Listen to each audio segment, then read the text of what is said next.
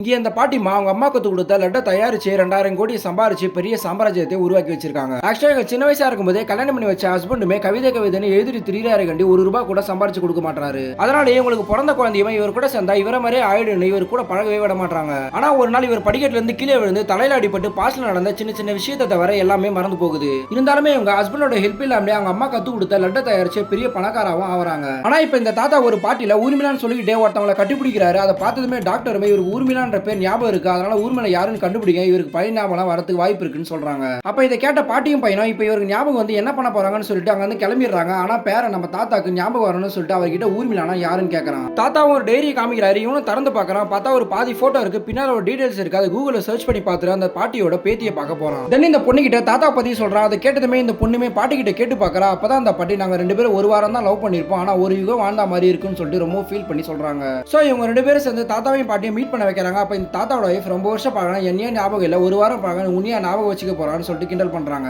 ஆனா இந்த தாத்தா இவங்களை பார்த்ததுமே பேரை சொல்லி கூப்பிடுறாரு. தென் பாட்டெல்லாம் பாடி கிஸ் பண்ணிடுறாரு. அதை பார்த்ததுமே இந்த பாட்டி மயக்க போட்டு கீழே விழுந்துடுறாங்க.